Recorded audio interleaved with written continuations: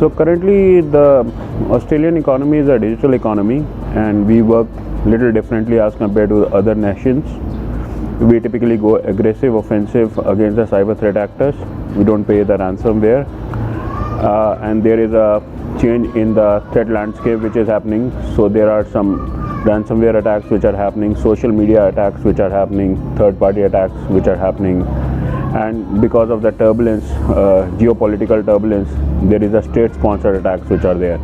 So it's an interesting time that we are in. So, and there is a more accountability for our organizations. So the cyber threats can affect a company in multi-folds. It could be a reputational damage, it could be legal damages, it could be a brand damage, and there are often the companies who lost their business because of the cyber threat.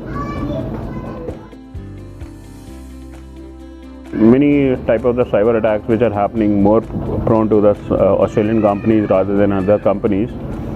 It could be threats which are originating from a state-sponsored phishing attacks, social media attacks because of the digital economy, etc. Right, and everyone is being connected.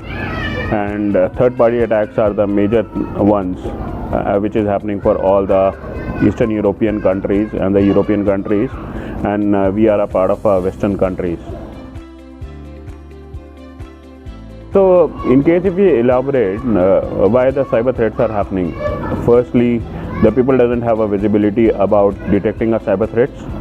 Second thing is they are not able to prevent it in the sense, in case if there is any malicious script which is trying to enter into their environment, they were not able to stop it at the gateway level, right?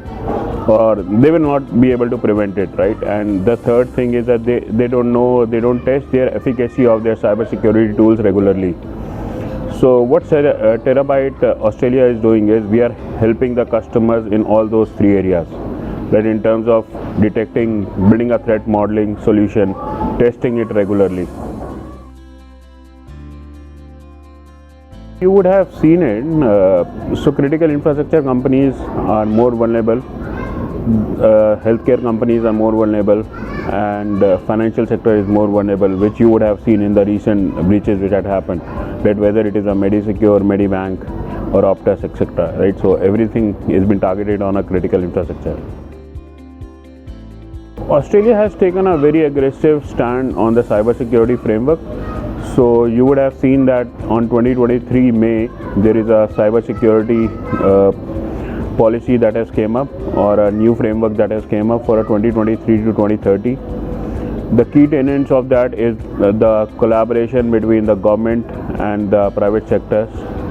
So, and what Australia is aiming to become a cyber safe country. So cyber security posture is evolving in Australia. We are there in Australia. We are providing the managed services as well as providing the niche cyber security tools, and we are offering some of the solution as for a free assessment. In case if there is any customer who has got an interest, we would be happy to help them, and we can be reached at sales.au.terabyte.com.